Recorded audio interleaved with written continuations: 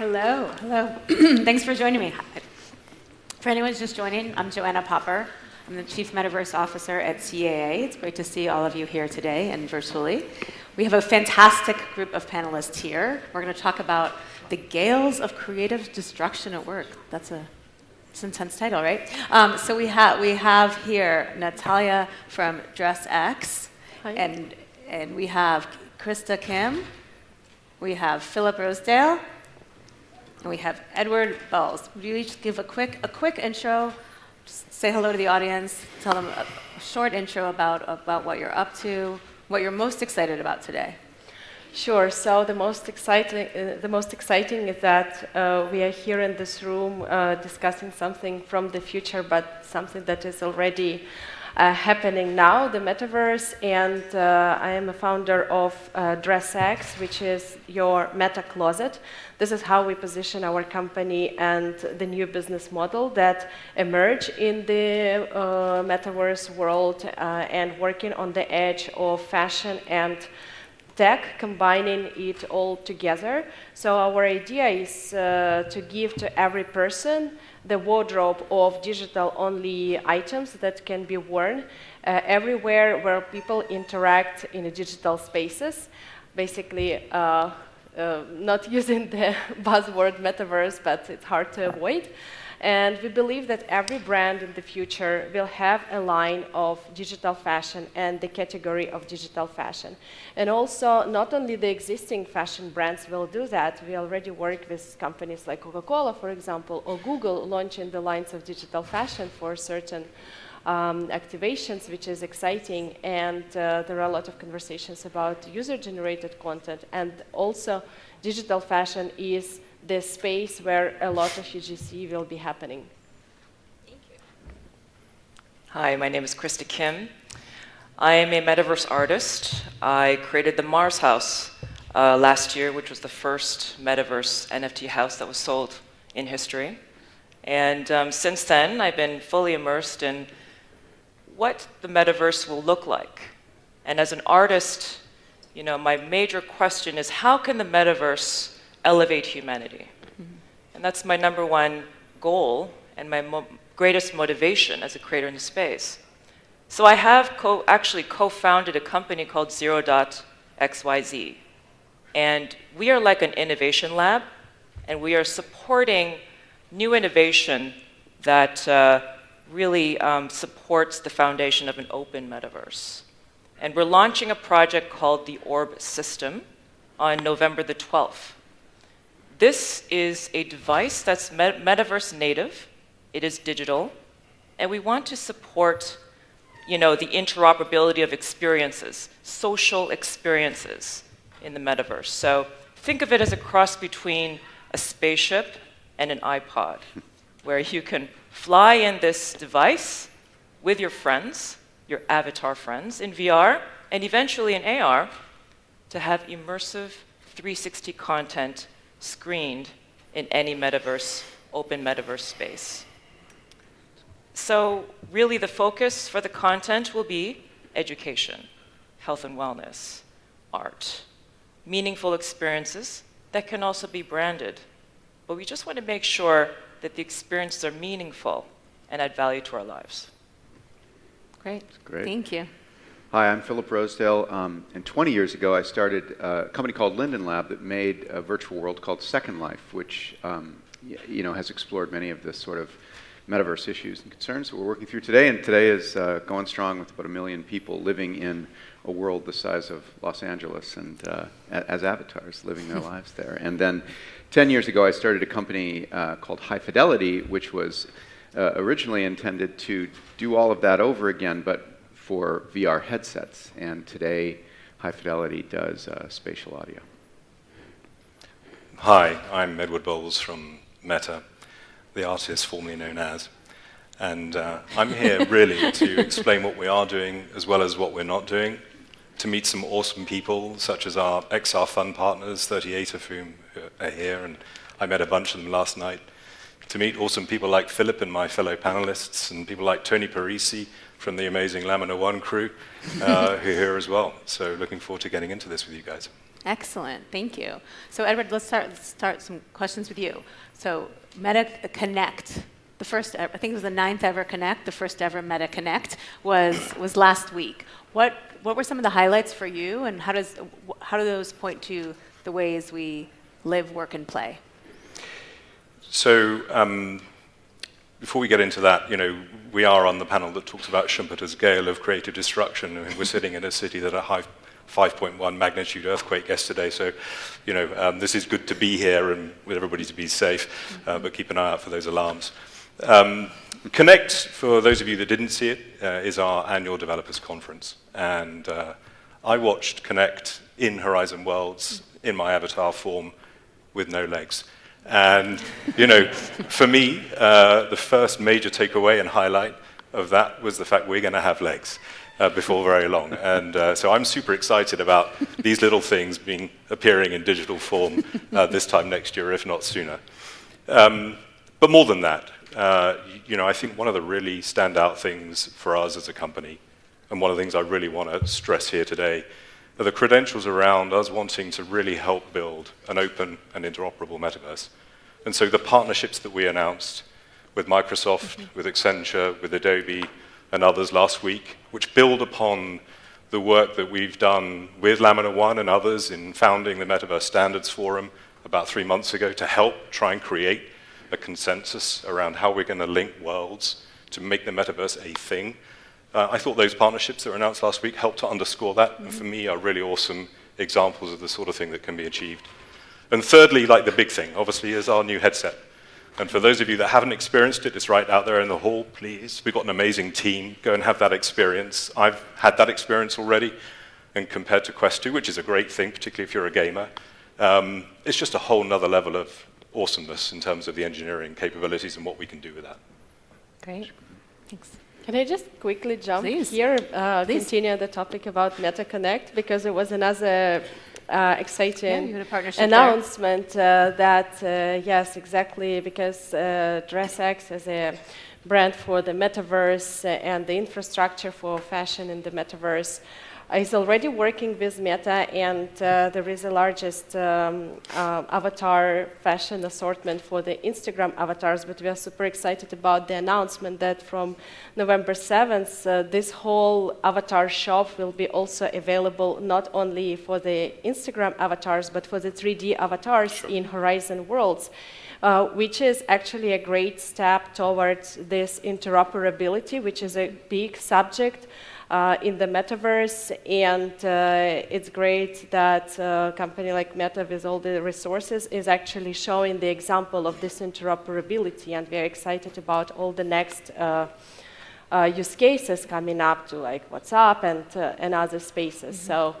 Yeah, that's exciting, and I invite everyone to try it on, because we all have our digital identities, and fashion in physical world has always been a visual language, first of all, not just to like cover our body, not to be cold, but it's already for a long time, it's just a visual language of communication, which is available on all the continents, which is super inclusive, it's visual, so now it's translating into the digital world. Great. Excellent. It was exciting to see that announcement last week.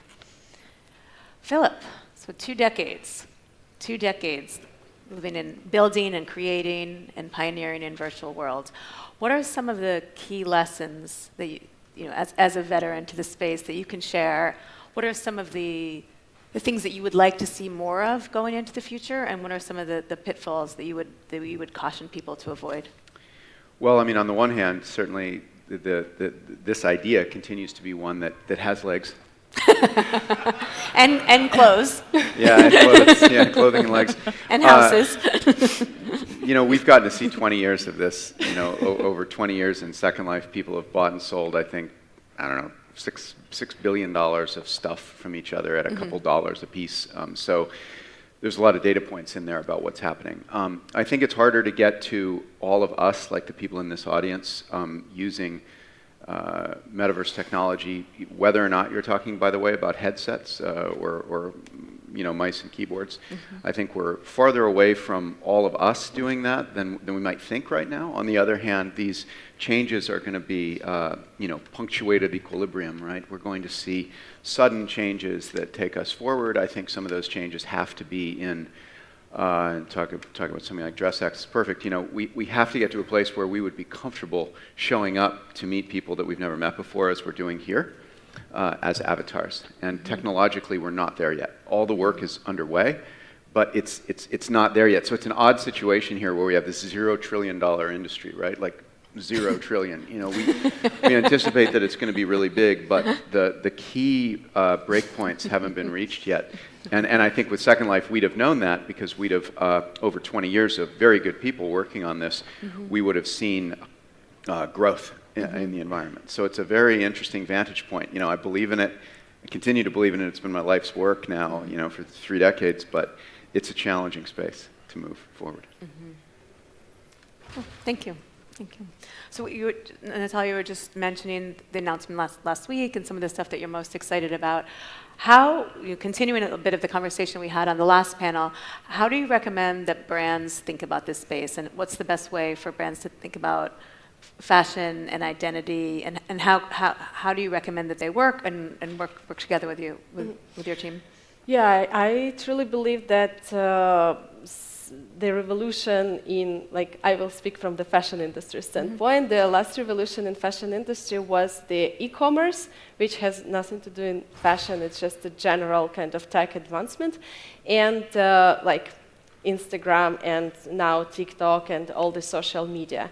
So basically, we see that it comes from the general technological advancements, and definitely metaverse is the concept that is developing this idea of the commerce and the idea of the social media and social commerce, but taking it to the next level, more engaging and more visual, taking it into the 3D world, which is a key part for building the metaverse. So I believe that, I mentioned every brand will have a line of digital fashion, and not only fashion brands. So it's really time to start now, and what I see that a lot of the brands want to be the first, but kind of want to see who else did something and what to have the data points, but really it's about trying new things, getting into this and building your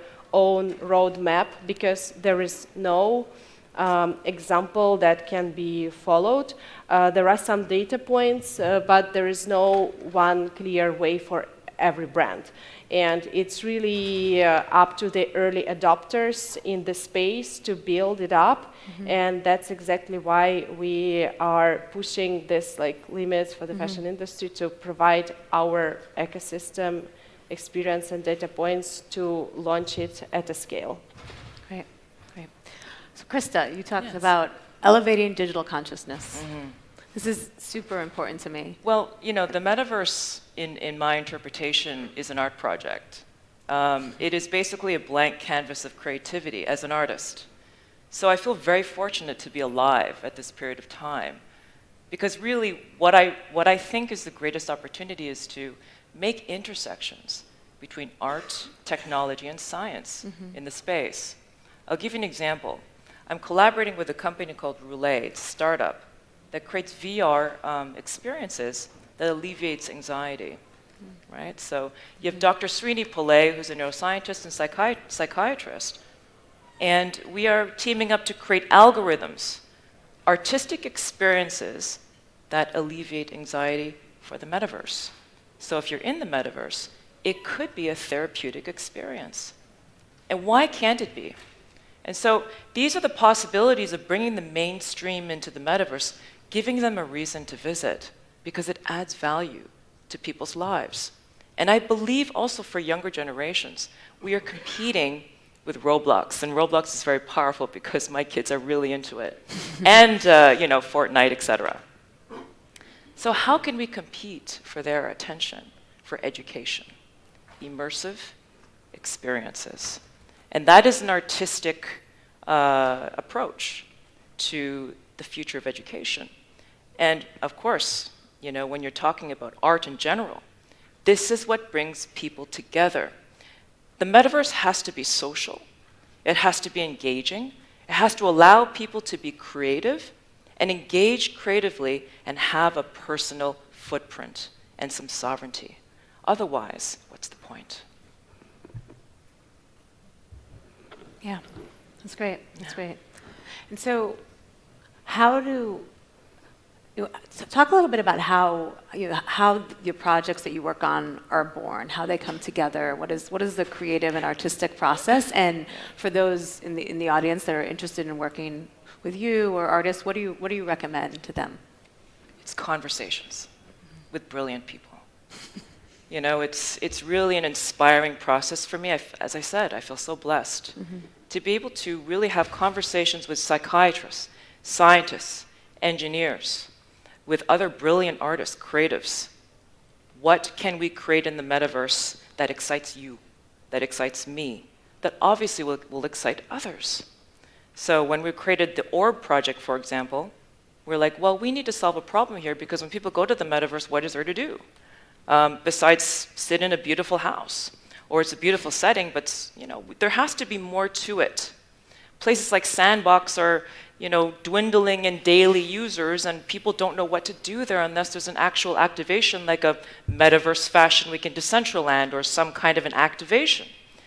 If you're going to have people go in there just because they want to be inspired, they have to be able to pull up the content that they want to view, or they have to have the option to stream the information that they want to see. So give them that option in an interoperable package that's easily accessible and affordable. And that's something that we need to really create, that non-friction entertainment, education, health and wellness, you know, accessibility. Thanks. You know, while it doesn't apply to every experience that we're talking about being contained within these broader metaverse discussions, I think that I would note that the data from Second Life shows that primarily, or for many applications, what we want and what the key requirement is other people. I see a lot of technology work being done, and this includes my own work at Second Life at the beginning, which was focused on essentially the world itself, the 3D content, the static content, the amazing rooms, the fancy rendering, all that stuff. In the end, though, what we learned was that what makes people willing to use these spaces and what makes them stay in these spaces is other people. And so we have to figure out what exactly that means and how we address things like governance and moderation and how it works. But I think that steer your attention toward other people, because lonely three-dimensional spaces are of surprisingly little appeal to humans. Yeah, Christina Heller and I were on a panel the other week, and she made a comment that really resonated with me, particularly around VR, but it can be extrapolated to some other forms, which are, for VR, the experience needs to have two out of these three aspects: either social, as you point to, interactive, or embodied. And so if it doesn't have at least two of those, it really brings to question why are you doing it in that format. And I think of some of my personal favorite experiences, like Supernatural, that I work out in all the time, and it doesn't have social yet, or actually I would take that back. It does with the leaderboard, but it's not overtly social, but it's very embodied and very interactive. If you use that sort of little formula, to borrow from Alvin, who had lots of formulas on the board with lots of to the power and so on. I think it's an interesting one that is applicable in this area very, very strongly. So Edward, when Meta is thinking about building out the world and bringing audiences, right? I think no company in this world has ever had the attention of so many people as Meta does across all the various platforms. How are you and how is the company thinking about populating what is being known or will be known as virtual worlds in the metaverse? So I think the first thing to say is we don't want to be the ones building everything ourselves. So one of the reasons why we've got our XR Fund partners here is because we want to incentivize and support creators to build their own worlds and experiences that we're happy to host in Horizon Worlds or help them build them in their own worlds in other platforms. And hopefully we will end up, and Philip's right, this is hard yards, right, in engineering terms, building a sustainable connected ecosystem. And so from our point of view, sure, content is super important. In Horizon Worlds, it will be primarily a social experience. So whether you go in there for a concert to attend, and if you think about musicians who had a really tough time, as long with many during COVID, right? You've got a limited capacity auditorium like this.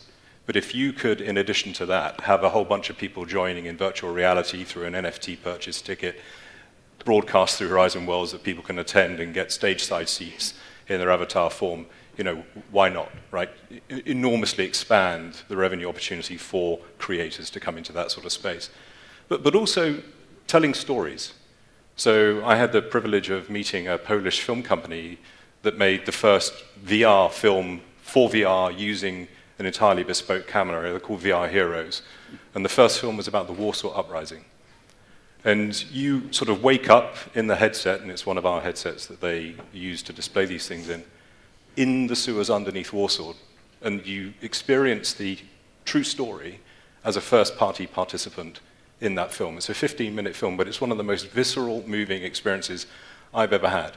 And that sort of thing has both incredibly powerful educative purposes, but also, it's a means of bringing people in for things that they identify with. And I happened to watch it with a Ukrainian colleague of mine who was sat beside me, and her family, at the time we watched it, were going through exactly that experience over in the cities in Ukraine, and it was a deeply, deeply moving experience for both of us. And those sorts of things, for me, are the things that will start to bring people in, meaningful content that they can interact with and share with others. But other applications, such as the sorts that we announced last week in the working environment, are also going to be incredibly important drivers of engagement. And many of you may have come across the story of the conjoined twins who were separated in Brazil earlier this year. 3-year-old boys, an incredibly difficult bit of surgery. The surgery actually happened in June. It was only announced in August because they wanted to make sure the twins had survived.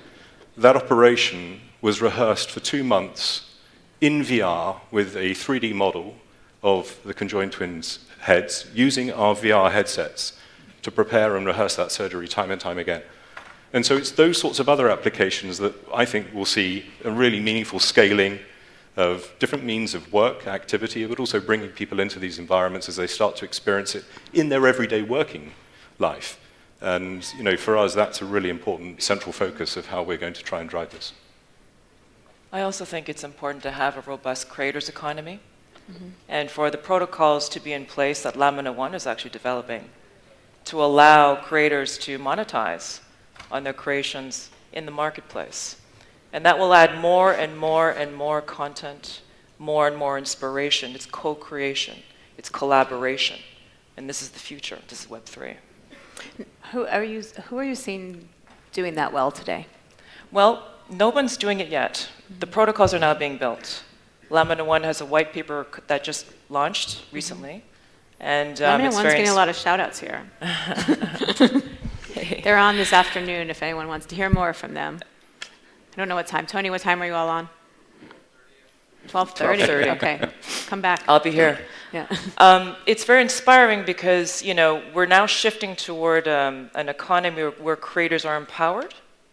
We're not, as a creator, I know what it's like to be paid off for a project and yet not see the, residual rewards of the work. So this is where I'm very excited, and where a lot of creators, such as the DressX team, Fabricant, all the creators in the space are galvanized by the new system that will be in place that will reward us for what we create, what we build, and co-create. So actually, with everything being said, it comes down to a very important subject. So what users of the metaverse, what population of the metaverse would be getting out of being there. And that's exactly the reason to be in the metaverse and to kind of participate and build and consume in a way is to get something out of it. And what you can get out of it It's education, it's getting some new knowledge, it's getting there for kind of work environments, and it can be kind of traditional work environments or like creator work environment, and social experiences being built in a different way, not just like connecting on Zoom, but taking it to the next level. So I think what's important to think of how we bring people into the metaverse and what we give to them. Because it's true, it's not been built yet in a perfect way. And of course, there are a lot of people now involving into building the metaverse, but I think the most important to remember what we can give to people who come to these spaces, and that's like the most important, and that's the key to success, and that's the key to success to every brand to approach their metaverse strategy. It's really thinking first of giving back. Yeah, it's very spiritual. I think that every organization, every institution, every artist, every company now has to think and think about the community. So, you know, who am I, and what is the value that I can bring to my community as I activate them in immersive experiences that inspire them in the metaverse. So it really is sharing your home.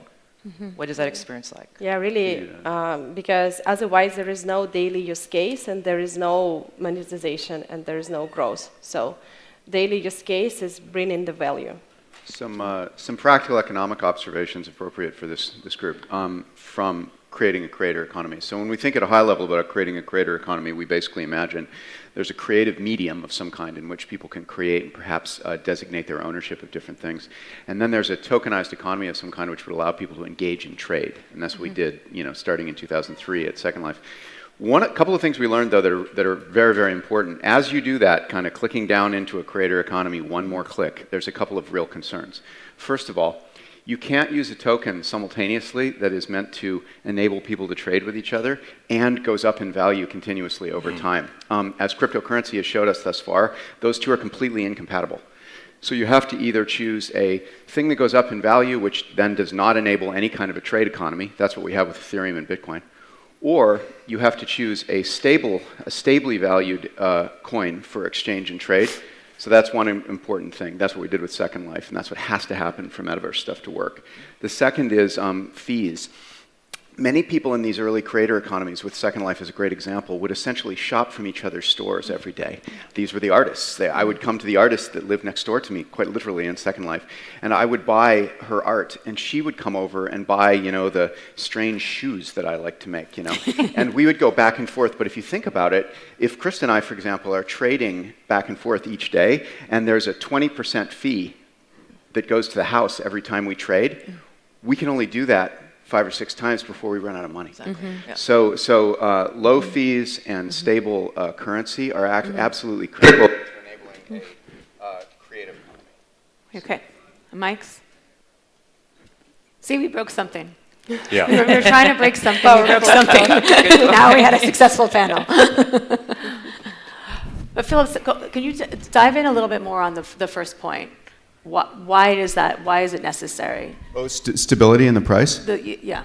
It's because if I was going to buy Krista's piece of... We totally broke everything. Yeah. Is that me?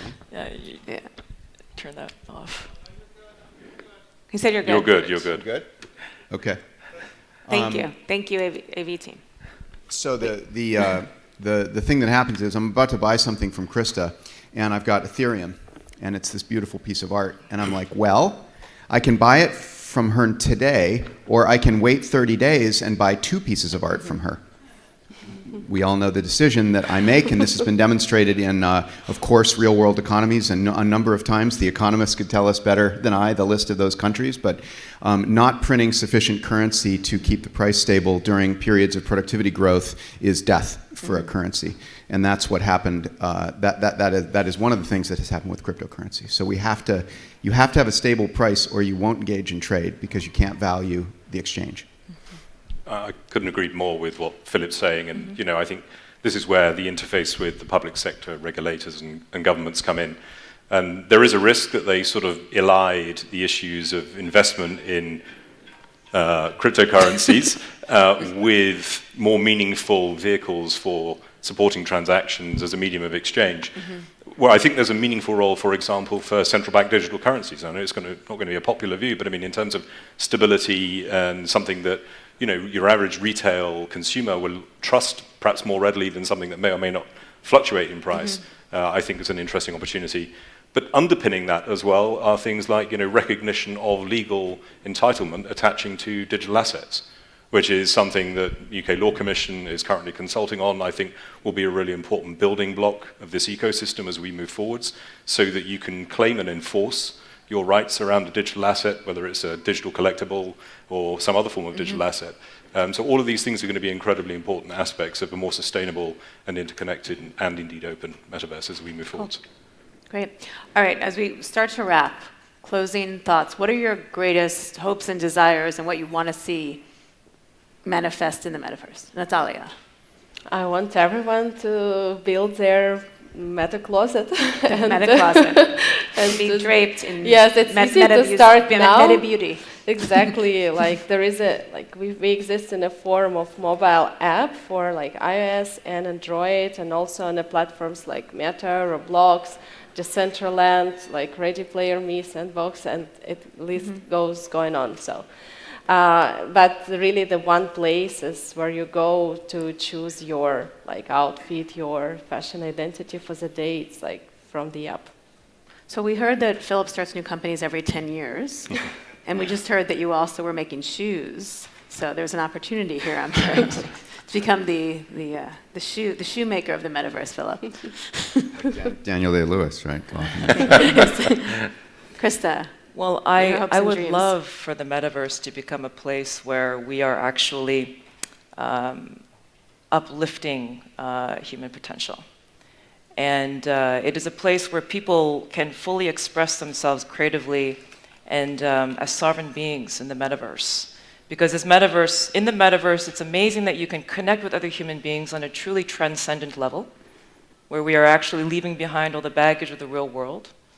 And I believe that it can be a place that actually fosters world peace, if we could only let that happen. Beautiful.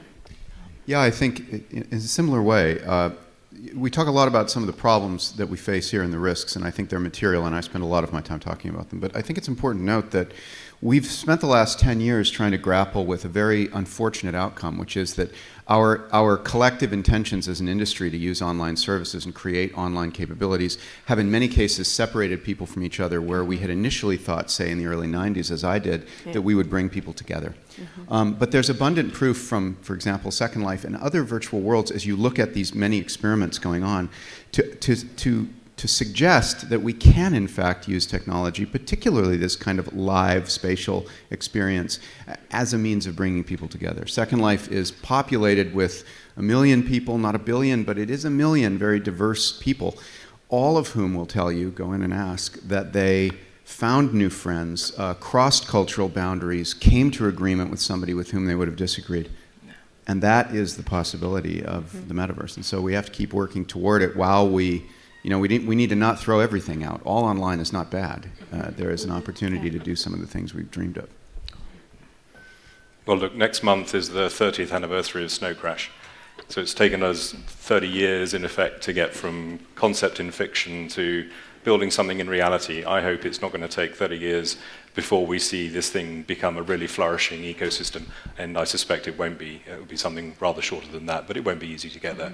Yeah, that's great. Yeah, my hope and wish is that it aligns or dovetails really well with some of what you said, is that this becomes a place of great belonging and self-realization, and that we have inclusive and representative communities building out and having this be a place for their voices and their dreams and their ideas, and that it does create a moment of coming together, which is a huge wish. And Thank you all very much for joining us on the panel. What's the best way for people to get in touch, and what is, if anything, are you particularly looking for that you would love people to come and talk to you about after?